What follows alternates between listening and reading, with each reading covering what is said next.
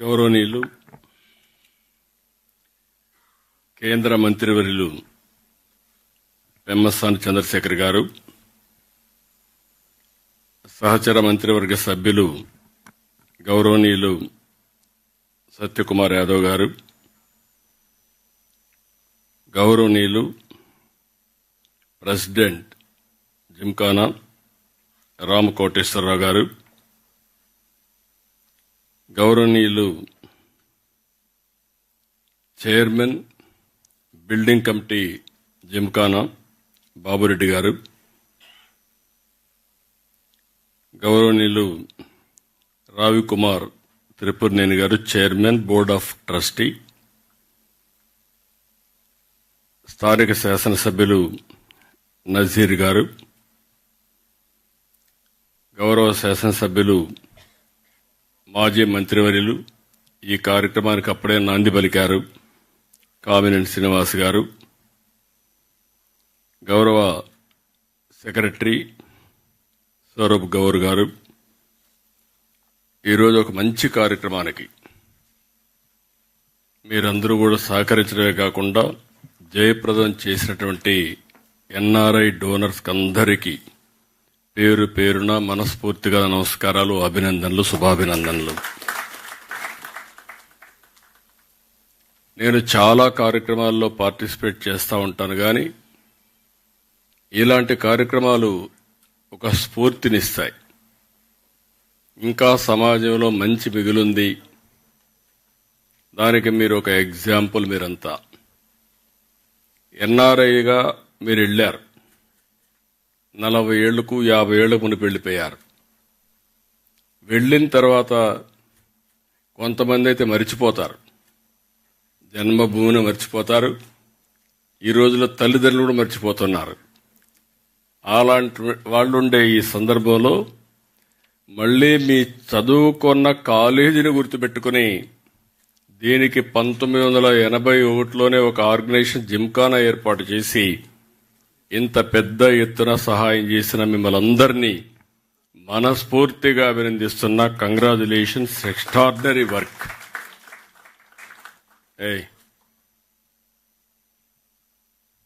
ఇదొక స్ఫూర్తి, ఇదొక పవిత్రమైన కార్యక్రమం.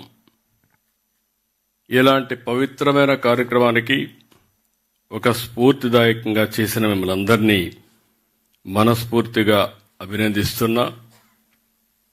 ఎప్పుడు కూడా మనం బాగుంటేనే చాలదు, మన చుట్టూ కూడా సమాజం బాగుండాలి అనేది మన సంస్కృతి, మన లెగసీ కూడా. ఈ వారసత్వంలో మనం చూస్తే ఎప్పటి నుంచో కొంతమంది ముందుకొచ్చి పాఠశాలలు కట్టారు, ఆసుపత్రులు కట్టారు, దేవాలయాలు నిర్మాణం చేశారు, సత్రాలు కట్టారు, ఆట స్థలాలు ఇలాంటివి ఏర్పాటు చేసి పెద్ద ఎత్తున విరాళాలు ఇచ్చారు. నా లెక్క ప్రకారం కొన్ని దేశాలు చేయించేమో గాని భారతదేశం యొక్క సంస్కృతి సాంప్రదాయాలు ప్రపంచంలో ఏ దేశంలో లేవని మరొక్కసారి మీ అందరికీ విజ్ఞప్తి చేస్తున్నా. కుటుంబ విలువలు కూడా నేను ఎప్పుడూ మాట్లాడుతూ ఉంటాను. మీరు ఇక్కడి నుంచి అమెరికాకు పోయి కొత్త పాఠాలు నేర్పించారు. అమెరికాలో ఉండే వాళ్ళందరూ 16-18 సంవత్సరాలైతే పిల్లలు బయట వెళ్ళిపోతారు. అక్కడి నుంచి ఎప్పుడన్నా అవసరమైతే తండ్రి కొడుకు డబ్బులు అప్పిస్తాడు, కొడుకు తండ్రికి అప్పిస్తాడు.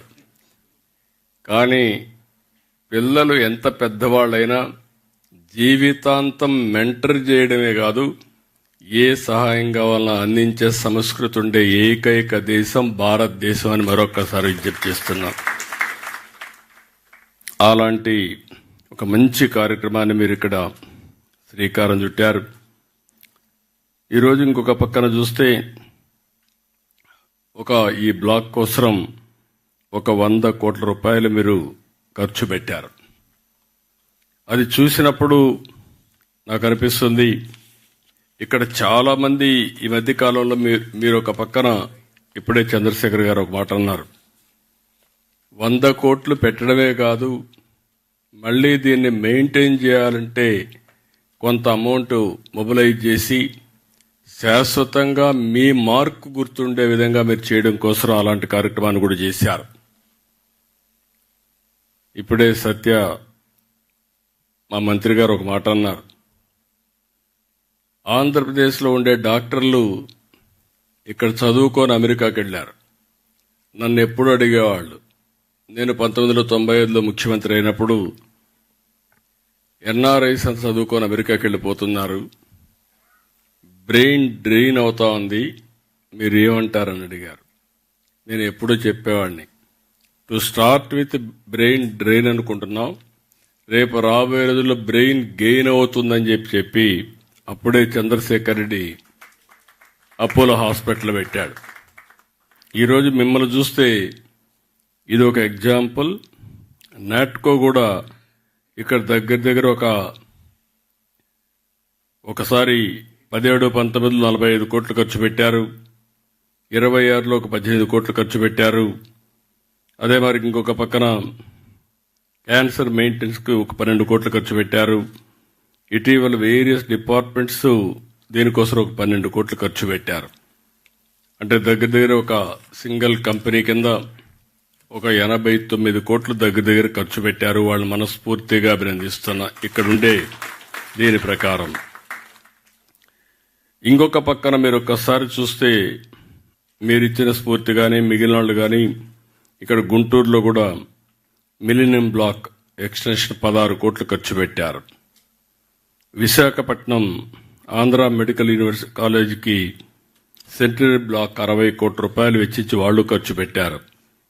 కాకినాడ హాస్పిటల్ ఒక 40 కోట్లు ఖర్చు పెడుతున్నారు. కర్నూలు మెడికల్ కాలేజీకి ఒక 25 కోట్లు ఖర్చు పెడుతున్నారు. అంటే ఇప్పుడిప్పుడే చైతన్యం పెరిగింది, కమిట్మెంట్ వచ్చింది. ఈ విధంగా ఒక స్ఫూర్తిని తీసుకొచ్చిన ప్రతి ఒక్కరిని కూడా మనస్ఫూర్తిగా అభినందిస్తున్నాం. ఇది కాకుండా నేను ఆలోచించేది, ఎన్నోసార్లు నేను జన్మభూమి ఒక కార్యక్రమం ఇచ్చాను. ఆ రోజు ప్రపంచంలో ఉండే అందరూ కూడా వచ్చి వాళ్లకు తోచిన విధంగా వాళ్ళ గ్రామంలో అభివృద్ధి చేశారు, తల్లిదండ్రుల పేర్లు పెట్టుకున్నారు, ఇక్కడ అభివృద్ధికి దోహదం చేశారు. ఒక స్ఫూర్తిదాయకంగా ఆ రోజు ముందుకు పోయారు. మళ్ళీ ఈరోజు నేను ఇంకొక కార్యక్రమానికి P4 తీసుకొచ్చాం. అంటే ఈరోజు మనందరం మాట్లాడుతున్నాం పబ్లిక్ ప్రైవేట్ పార్ట్నర్షిప్. ఈరోజు గవర్నమెంట్ ఆఫ్ ఇండియా రోడ్లు కానీ, ఎయిర్పోర్ట్లు కానీ, పవర్ కానీ ఫాస్ట్ ఫేస్లో డెవలప్మెంట్ కావాలంటే ఇది ఒకటే మార్గమని PPP మోడల్ ఇస్తున్నారు.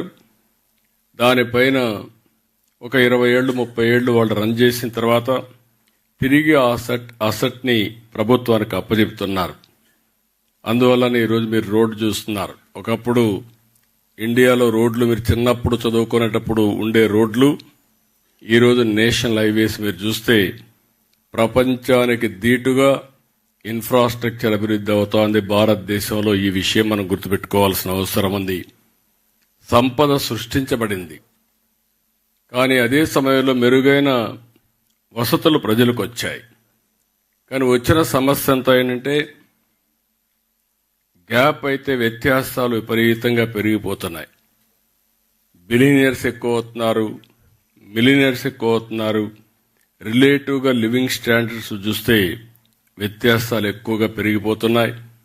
అందుకే ఈరోజు వినూత్నంగా నేను ఒకసారి ఆలోచించి P4 తీసుకొచ్చాను, పబ్లిక్ ప్రైవేట్ పీపుల్స్ పార్ట్నర్షిప్. ఇప్పుడే సత్య గారు చెప్పారు, మీరు ఇక్కడ ఇన్వెస్ట్ చేసింది ఫిలాంథ్రఫీ కింద మీరు ఇన్వెస్ట్ చేశారు. నా ఆలోచన ఏంటంటే మనందరం కూడా గ్రామీణ ప్రాంతాల్లో పుట్టాం, చిన్న కుటుంబాల్లో పుట్టాం, చదువుకున్న అవకాశాలు ఉపయోగించుకున్నాం. తర్వాత అంచెలంచెలుగా ఎదిగి ఈరోజు మిమ్మల్ని చూస్తూ ఉంటే ఒక్కొక్కరు 30 కోట్లు 40 కోట్లు తిరిగి సమాజానికి ఇవ్వాలనే ఆలోచన రావడమే కాకుండా ఆచరణలో పెట్టే పరిస్థితికి వచ్చారు. దీనికి మనస్ఫూర్తిగా అభినందనలు. ఈరోజు నేను తీసుకొచ్చిన కార్యక్రమం కూడా గ్రామాల్లో అభివృద్ధి అవుతా ఉంది.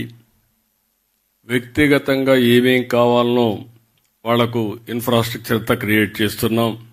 ఇల్లు కానీ, ఇంటి జాగా కానీ, గ్యాస్ కానీ, హౌస్ కానీ, లేకుంటే వాటర్ కానీ అవన్నీ చేస్తున్నాం.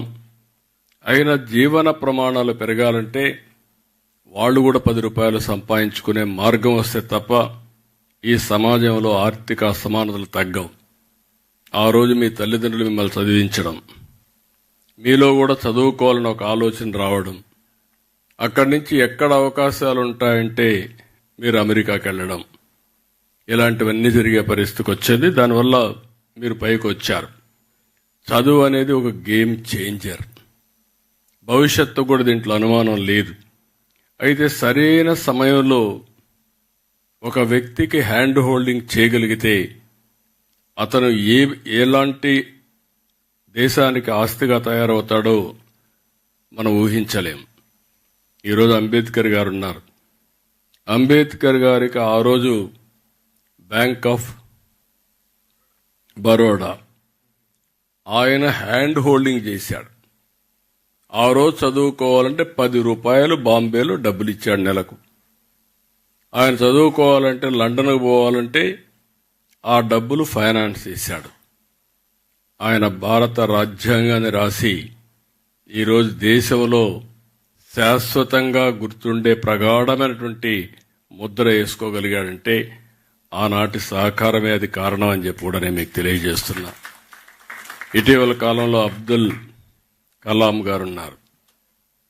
అబ్దుల్ కలాం గారికి సహకరించిన ఒక అయ్యంగార్ ఆయన బయోగ్రఫీలో చాలా స్పష్టంగా చెప్పాడు. మామూలుగా బ్రాహ్మిన్స్ ముస్లిం సపోర్ట్ చేయాలంటే పెద్దగా ఇష్టం చూపిన రోజుల్లో ఆయన హ్యాండ్ హోల్డ్ చేసి ఈయనలో ఉండే మెరిట్ని చూసి పూర్తిగా ప్రోత్సహించాడు.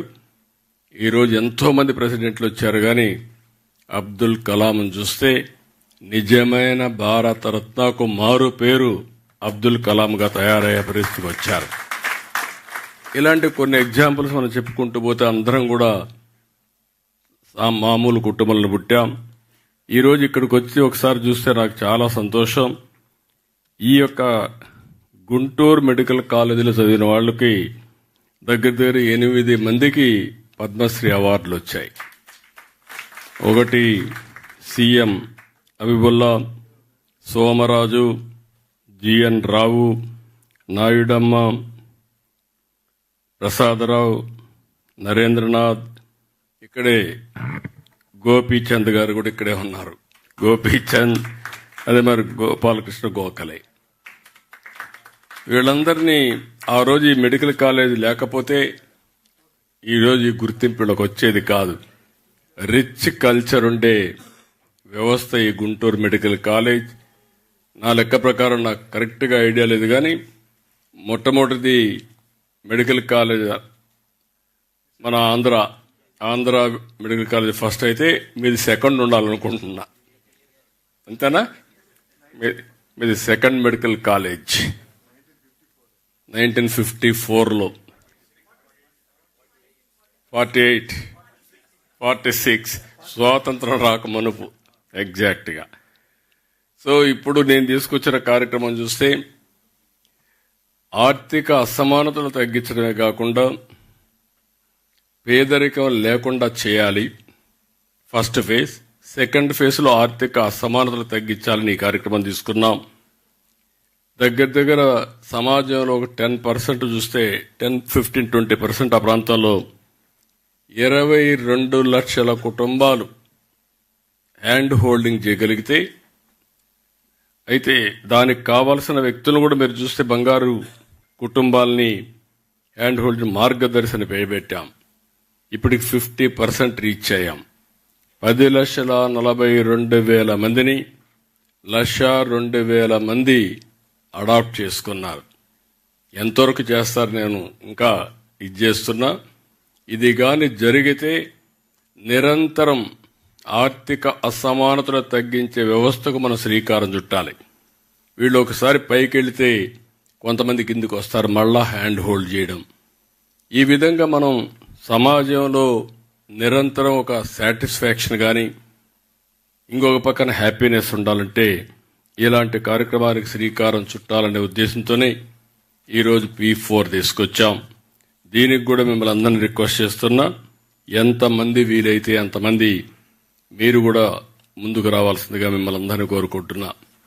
ఇప్పుడే ఈరోజు ఈ బిల్డింగ్ని చూస్తే 2,69,240 చదరపు అడుగుల్లో 5 అంతస్తులు శిశు ఆరోగ్య కేంద్రం ఏర్పాటు చేశారు. 600 బెడ్లు ఈ బ్లాక్లో ఉన్నాయి. ప్రసూతి విభాగం 300 బెడ్లు, పీడియాట్రిక్స్ 200, ఎన్ఐసియు, ఎస్ఐసియు, పిఐసియు వంటి విభాగాలు మిగిలిన బెడ్లున్నాయి. ఒకే డోనర్ డాక్టర్ గవిని రమాదేవి కుటుంబం ఉమాదేవి కుటుంబం 22 కోట్లు ఇచ్చారు. అలాగే నళిని వెంకటేష్ తేళ్ల 8 కోట్లు ఇచ్చారు. వాసిరెడ్డి రమాదేవి, కొండ్రగుంట వెంకట్రావు 4,32,00,000 ఇచ్చారు. మొవ్వ వేదవతి, వెంకటేశ్వరరావు 4,04,00,000 ఇచ్చారు. డాక్టర్ తేలికి చర్ల, గుడిమెడ కుటుంబాలు 3,60,00,000 ఇచ్చారు. డాక్టర్ లక్ష్మి చౌదరి గంగా 3,40,00,000. బీనా నూతక్కి, గోపాలరావు 3,20,00,000. వీళ్లు కాకుండా మిగిలిన వాళ్ళందరూ ఇక్కడ ఉండేవాళ్ళు కానీ కొంతమంది రాలేకపోవచ్చు, కానీ 100 కోట్ల రూపాయలు ఇచ్చారు. మిమ్మల్ని అందరినీ మరొక్కసారి మనస్ఫూర్తిగా అభినందిస్తున్నా, ధన్యవాదాలు తెలియజేస్తున్నా. ఈ ప్రభుత్వం తరఫున వన్ ఆఫ్ ది బెస్ట్ కార్యక్రమం, నాకు చాలా హ్యాపీగా ఫీల్ అయ్యే కార్యక్రమం. ఎప్పుడు కూడా నేను అందరూ డబ్బులు అడుగుతారు కానీ మేము పని చేస్తామని ముందుకొచ్చి పని చేసిన మిమ్మల్ని మరొక్కసారి అభినందిస్తున్నా. మాకు కూడా అలవాటు అయింది, ఎక్కడ పోయినా వాళ్ళు ప్రాజెక్టులు అడుగుతూ ఉంటారు, ఇస్తూ ఉంటాం. కానీ సమాజాన్ని భాగస్వాములు చేయాలనుకుంటే చాలా తక్కువ మంది వస్తారు. అందులో మీరు ముందుండడం మనస్ఫూర్తిగా ఆనందం, ధన్యవాదాలు. ప్రభుత్వం తరపున మీరంతా దీనికి ఒక 27 కోట్ల రూపాయలు ఫర్నిచర్కి కానీ ఎక్స్పెండిచర్కి అడిగారు. మా సత్య గారి చెప్తున్నా, ఎక్కడ ఇబ్బందులు లేకుండా, మా సెక్రటరీ గారు కూడా ఇక్కడే ఉన్నారు, గౌరవ్ కూడా, ఇబ్బందులు లేకుండా క్లియర్ చేయండి. అది చేస్తే ఇంకా 10 మంది ముందుకు వస్తారు. మళ్ళీ ఎందుకు చేశామా అని విచారించే పరిస్థితి అవద్దండి, 10 సార్లు తిప్పించుకొని. అవి మీరు చేయగలిగితే ఆటోమేటిక్ ఇంకా చాలా మంది ముందుకు వస్తారు, చేయాల్సిందిగా నేను కోరుతున్నా. ఇంకొక పక్కన పూర్వ విద్యార్థులు ఈ బ్లాక్ నిర్మాణంతో పాటు 35 కోట్లు పెట్టి ఆడిటోరియం నిర్మించారు. వాళ్ళను కూడా అభినందిస్తున్నా. ఇప్పుడే చంద్రశేఖర్ గారు చెప్పినట్టు కొంతమంది ముందుకొచ్చి, తులసి సీడ్స్ కానీ వీళ్ళంతా ముందుకొచ్చి ఎప్పటి నుంచో పాడుబడిపోయినటువంటి బిల్డింగ్స్ అన్ని కూడా పూర్తి చేసే కార్యక్రమానికి శ్రీకారం చుట్టారు. దగ్గర ఎంపీ గారు అయితే ఒక 70-80 కోట్లు మొబిలైజ్ చేసి అవన్నీ పూర్తి చేసే పనిలో ఉన్నారు. వారిని, అందుకు సహకరించిన అందరినీ మనస్ఫూర్తిగా అభినందిస్తున్నా. ఈరోజు మనందరం కూడా ఇలాంటి పనులు చూసినప్పుడు ఒక్కోసారి సాటిస్ఫాక్షన్ ఎప్పుడు వస్తుందంటే, డబ్బులుంటే సాటిస్ఫాక్షన్ రాదు. మనం చేసిన డబ్బులున్నా కూడా ఆ డబ్బులు సద్వినియోగం చేసి, నేను ఎప్పుడు చెప్తా ఉంటాను, చాలా మంది డబ్బులంతా పిల్లలకి ఇవ్వాలనుకుంటాం, కానీ కొంతమంది డబ్బుల్ని సద్వినియోగం చేస్తారు. పిల్లలకి ఇవ్వద్దని నేను చెప్పడం లేదు, ఇవ్వాలి. అదే సమయంలో మనకు తృప్తినిచ్చే పని తిరిగి సమాజానికి కూడా ఇవ్వాల్సిన అవసరం ఉంది.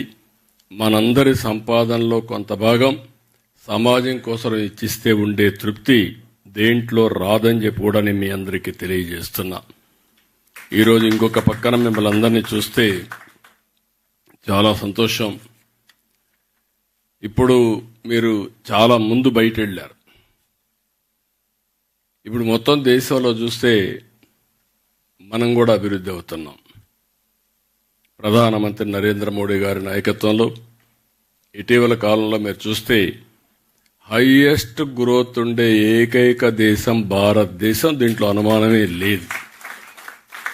కంటిన్యూగా, కన్సిస్టెంట్గా. ఈరోజు ఇంకొక పక్కన మనం నెంబర్ 4లో ఉన్నాం. ప్రపంచంలో అతిపెద్ద ఆర్థిక వ్యవస్థ 4వది. 2028కి మూడవ అతిపెద్ద ఆర్థిక వ్యవస్థగా తయారవుతాం. 2038కి రెండవ అతిపెద్ద ఆర్థిక వ్యవస్థగా భారతదేశం ఉంటుంది. వికసిత్ భారత్ 2047. ఆ సమయంలో భారతదేశం ప్రపంచంలో నెంబర్ 1గా ఉండాలనేది మనందరి ఆకాంక్ష. అదే సమయంలో స్వర్ణ ఆంధ్రప్రదేశ్ విజన్ 2047 తయారు చేశాం. నిన్న కూడా సర్వే రిపోర్ట్ ఒకటి ఇచ్చారు. Amaravati is a future city, ఇలాంటి సిటీలు రావాల్సిన అవసరం ఉందని చెప్పి చాలా స్పష్టంగా చెప్పారు. నేను ఓసారి భగవంతుడు కొన్ని అవకాశాలు ఇస్తూ ఉంటారు కొంతమందికి. ఆ రోజు నేను హైదరాబాద్, సికింద్రాబాద్ 2 నగరాలు ఉండేటివి. ఆ రోజు ఆలోచించి సైబరాబాద్ నగరం రావాలి, నాలెడ్జ్ ఎకానమీకి చిరునామాగా తెలుగువారు ఉండాలనే ఉద్దేశంతో సైబరాబాద్ నగరాన్ని ఏర్పాటు చేశాం. ఇటీవల ఆ city highest per capital income తెలంగాణకు వచ్చే పరిస్థితికి వచ్చింది. ఈరోజు మళ్లీ విభజన జరిగిన తర్వాత అమరావతి నిర్మాణానికి శ్రీకారం చుట్టాం. కొంతమంది ఎప్పుడూ అంటారు, అనవసరంగా ఒక 100 ఎకరాలు తీసుకొని ఒక బిల్డింగ్ కట్టి సరిపోతుంది సెక్రటరియట్ అని. కట్టచ్చు, లేకపోతే మున్సిపల్ కార్పొరేషన్లో ఒక బిల్డింగ్ ఉంటే దాంట్లో కూడా తీసుకొని పెట్టచ్చు. కానీ జాతికి గుర్తింపు ఉండాలంటే, అన్ని ప్రాంతాలతో సమానంగా మనం ఉండాలంటే ఈరోజు మీరు చూస్తున్నారు, చెన్నై మొత్తం తమిళనాడుకి ఒక చెన్నై నగరం ఉంది, కర్ణాటకకు ఒక బెంగళూరు నగరం ఉంది, హైదరాబాద్కు ఆ రోజు నిర్మాణం చేసిన సైబరాబాద్తో కలిపి హైదరాబాద్ ఉంది. ఆంధ్రప్రదేశ్ను మళ్లీ మనం ఒక చిన్న నగరంగానూ వదిలిపెడితే ఆర్థిక వ్యవస్థలో వెనకబడతామనే ఉద్దేశంతోనే హైదరాబాద్ కంటే మెరుగైన నగరాన్ని కట్టాలని, అది brown field, Amaravati green field city. ఈరోజు ప్రపంచంలో ఈ 30 ఏళ్లలో చాలా డెవలప్మెంట్ జరిగాయి, టెక్నాలజీలో మార్పు వచ్చాయి. ఆ రోజు ఐటీ గురించి మాట్లాడాను, ఇప్పుడు ఏఐ వచ్చింది. అమెరికాలో సిలికాన్ వ్యాలీ ఉంది. ఇండియాలో ఏముంది అని అడిగే వాళ్ళకి సమాధానం, ఇండియాలో క్వాంటమ్ వ్యాలీ ఉంది, అది కూడా అమరావతిలో ఉంది. ఆ రోజు సైబరాబాద్ కట్టాం, ఈరోజు క్వాంటమ్ వ్యాలీకి నిర్మాణానికి శ్రీకారం చుట్టాం. ఇంకో పక్క నాలెడ్జ్ ఎకానమీలో ఉన్నాం. ఒకప్పుడు కరెంట్ ఉండేది కాదు, ఇప్పుడు ఇంటిపైనే కరెంట్ తయారు చేసుకుంటున్నాం. మీరు ఇక్కడ బిల్డింగ్ ఇచ్చారు, పైనంతా మీరు కానీ సోలార్ పెడితే కరెంటు కూడా మీరే ఇచ్చేట అవుతుంది. ఆ స్టేజ్కి వచ్చేసాం. అంటే సింపుల్ అడిషన్స్ ఇవన్నీ. నేను అందుకే కొత్త కాన్సెప్ట్ తీసుకొచ్చాను, ప్రొజ్యూమర్ అని. నాకు బాగా జ్ఞాపకం, 1999 కరెంటు లేని పరిస్థితి. అసెంబ్లీలో గంటల తరబడి కరెంటు గురించి మాట్లాడేవాళ్ళు. పొలాలు ఎండిపోయేటివి, అసెంబ్లీ జరగనిచ్చేవాళ్ళు కాదు. నేను అసెంబ్లీ అడ్జర్న్ చేసి పొలం చూసి వచ్చిన తర్వాతనే అసెంబ్లీ జరగనిచ్చేవాళ్ళు. ఇలాంటి సందర్భాలన్నీ చూశాను. అప్పుడే పవర్ సెక్టర్ రిఫార్మ్స్ తీసుకొచ్చా. 2004కి పవర్ షార్టేజ్ లేకుండా చేశాం, కానీ ఉండే పవర్ పోయింది, అధికారం పోయింది. హార్ష్ డెసిషన్ తీసుకున్నామని.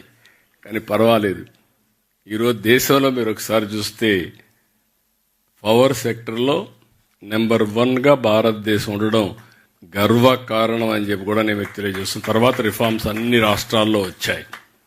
ఈరోజు అమెరికాలో కూడా మీకు 4 గ్రిడ్లు ఉన్నాయి. ఒక గ్రిడ్కి సంబంధం లేదు.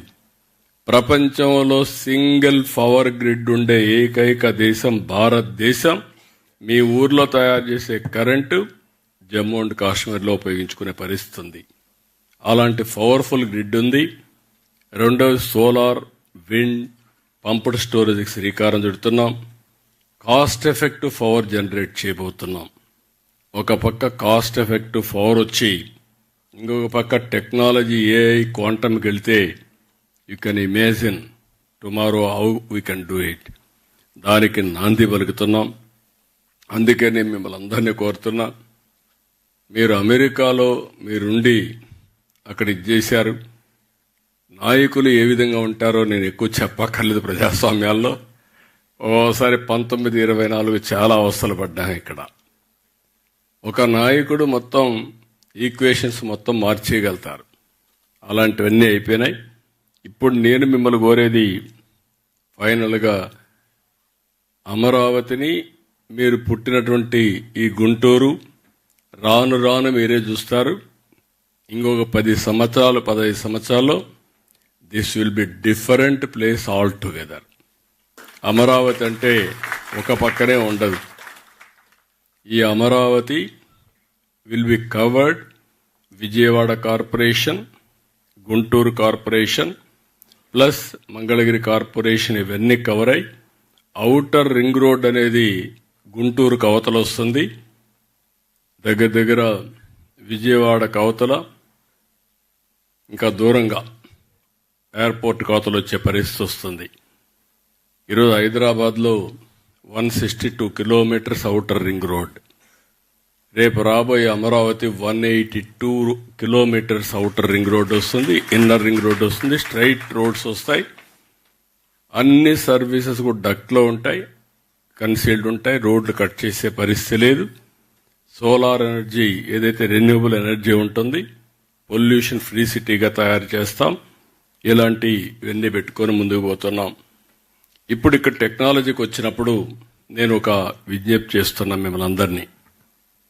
ఈరోజు గోపిచంద్ కానీ కొండోళ్ళు చాలా మంది పైకి వచ్చారు, బాగా చేస్తున్నారు.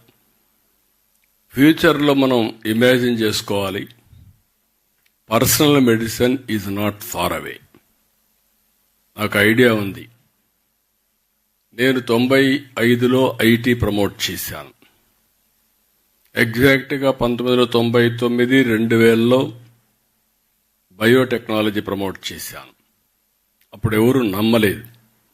ఆ రోజు ప్రమోట్ చేసే బయోటెక్నాలజీ జినామ్ వ్యాలీ క్రియేట్ చేశాం.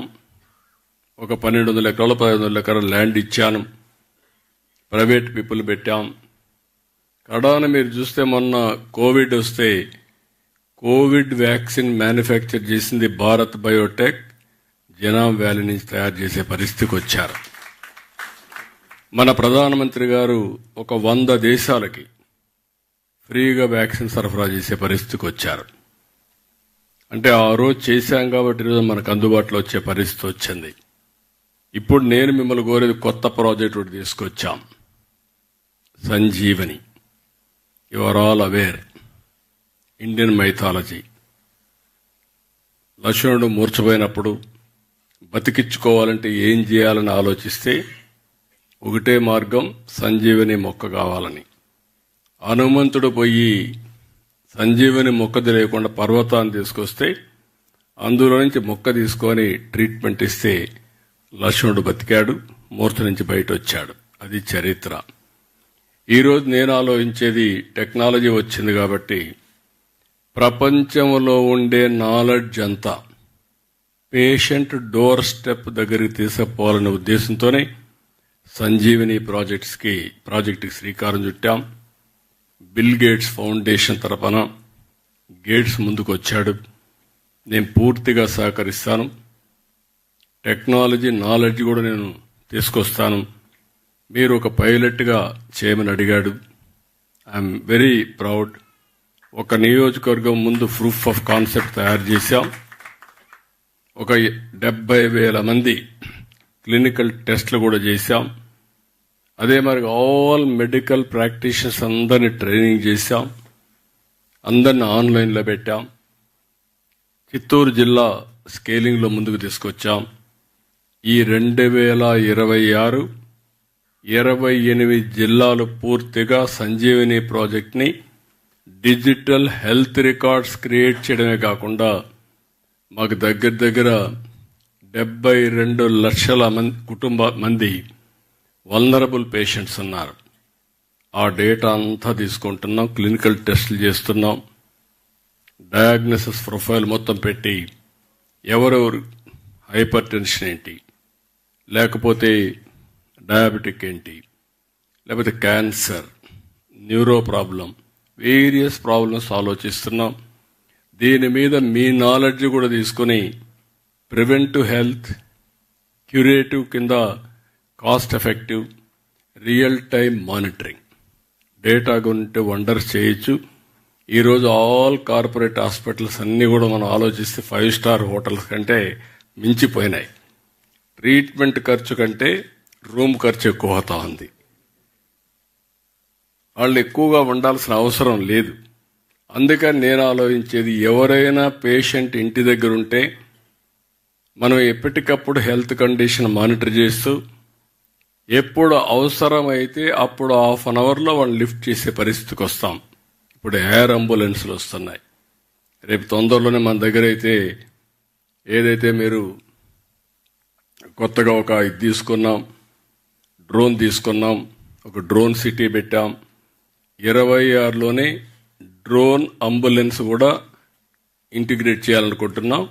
ఒకవేళ రేపు ఎవరన్నా కానీ ఇక్కడికి వస్తే ఇమ్మీడియట్గా ఇక్కడి నుంచి బెటర్ హాస్పిటల్కి షిఫ్ట్ చేయాలంటే ఈ మిద్దిపై నుంచే డ్రోన్లు తీసే పరిస్థితి వస్తుంది. దానికి కూడా శ్రీకారం చుడుతున్నాం. ఇలాంటి వినూత్నమైన ఆలోచనలు వచ్చినప్పుడు నేను మిమ్మల్ని ఒకటే కోరుతున్నా, మీరు ఎన్ఆర్ఐస్, నాలెడ్జ్ ఉంది. ఇప్పుడు distance is not the constraint. మీరు వర్చువల్గా గైడెన్స్ ఇవ్వచ్చు, ఫిజికల్గా వచ్చినప్పుడు ప్రాక్టీస్ చేయొచ్చు. That will give. ఇప్పటికీ డబ్బులు ఇచ్చారు 100 కోట్లు. మిమ్మల్ని అభినందిస్తున్నా మరొకసారి. భవిష్యత్తులో మీరు చదువుకున్న కాలేజీతో శాశ్వతంగా మీరు అసోసియేట్ కావాలి అనుకుంటే మీరు ఇక్కడికి వచ్చి పేరెంట్స్ చూసుకుంటూ ఒక 4 రోజులు ఇక్కడ ఉండండి. మీ అమెరికా కంటే బెటర్ సిటీగా తయారు చేసే బాధ్యత మేము తీసుకుంటాం. అది బెస్ట్ సిటీగా తయారవుతుంది. అందులో కూడా పొల్యూషన్ లెవెల్స్ అన్ని కంట్రోల్ చేస్తాం. స్టాండర్డైజేషన్ అన్ని వచ్చేస్తున్నాయి. ఒకప్పుడు మీరు అమెరికాకి ఎందుకు వెళ్ళారంటే అక్కడ పోతే అవకాశాలు ఎక్కువ ఉంటాయి, ఇబ్బందులు ఉండవని వెళ్ళారు. ఈరోజు అక్కడ ఇబ్బందుల కంటే నేను ఒకటే హామీ ఇస్తున్నా, ఎవ్రీథింగ్ రియల్ టైం ఆన్లైన్. 800 సర్వీసులు ఈరోజు ప్రభుత్వం ఆన్లైన్లో పెట్టేశాం. మీరు బిల్డింగ్ పర్మిషన్ కావాలన్నా, ఏ పని కావాలన్నా ఎక్కడికి పోయే పని లేదు.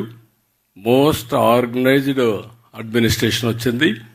అందులో ఒకవేళ ఎవరికైనా తెలియకుండా చెప్పలేకపోతే, అంటే రాయలేకపోతే, వాళ్ళు చెప్పితే దాన్ని ఆర్టిఫిషియల్ ఇంటెలిజెన్స్ కన్వర్ట్ చేసి ఆ పని చేసి మళ్ళీ అతనికి ఇన్ఫార్మ్ చేసే మెకానిజం తీసుకొస్తున్నాం. కాబట్టి ఇలాంటివన్నీ వస్తాయి. కాబట్టి మీరు కూడా రాబోయే రోజుల్లో వచ్చి ఇక్కడ పేషెంట్ని ట్రీట్ చేయడం, లేకుంటే వర్చువల్గా ట్రీట్ చేయడం, అది కూడా మీరు ఎప్పుడు మీరు ఫ్రీగా ఉంటే 1 గంట 2 గంటలు పేషెంట్ ట్రీట్ చేసి కూడా పెట్టుకోగలిగితే ఈ వర్చువల్గా ఉపయోగపడతాయి. ఇలాంటి వినూత్నమైన కార్యక్రమాలకు శ్రీకారం చుట్టినప్పుడు మీరందరూ ముందుకు రావాల్సిందిగా మరొక్కసారి మిమ్మల్ని అందరినీ కోరుతున్నా. ఈరోజు ఇంకొక పక్కన ఇక్కడ చూస్తే క్వాంటమ్ కంప్యూటర్ వస్తుంది, అదే మరి ఏఐ వస్తూ ఉంది, బయో ఫౌండరీ కూడా వస్తుంది మెడికల్ ఫీల్డ్లో. మీరు ఈ బయో ఫౌండరీకి లేకుంటే ఇంకా మిగిలిన లేటెస్ట్ టెక్నాలజీస్ ఏవి ఉన్నాయో అవన్నీ కూడా మీరు అనలైజ్ చేసుకొని రాగలిగితే అవన్నీ అమలు చేయడానికి కానీ డెమాన్స్ట్రేట్ చేయడానికి అమరావతి ది బెస్ట్ ఏరియా అని చెప్పి మరొకసారి తెలియజేసుకుంటూ ఈరోజు ఇక్కడికి వచ్చిన మిమ్మల్ని అందరినీ మనస్ఫూర్తిగా అభినందిస్తూ వన్ ఆఫ్ ది బెస్ట్. ఎందుకంటే నాకు ఎప్పుడు కూడా చాలా పనులు చేస్తూ ఉంటాను, కానీ ఇలాంటి పవిత్రమైన కార్యక్రమాలకు వచ్చినప్పుడు నాకుండే సాటిస్ఫాక్షన్ ఏ కార్యక్రమంలో ఉండదు. That is I'm very happy. One of the best కార్యక్రమానికి మీరు శ్రీకారం చుట్టారు. అయితే ఇది ఇంతటితో ఆగకుండా ఈ స్ఫూర్తిదాయకమైనటువంటి కార్యక్రమాన్ని కంటిన్యూ చేయడం కోసం అన్ని విధాలా సహకరించాల్సిందిగా మరొక్కసారి కోరుకుంటూ అందరికీ నమస్కారాలు. Thank you అనండా.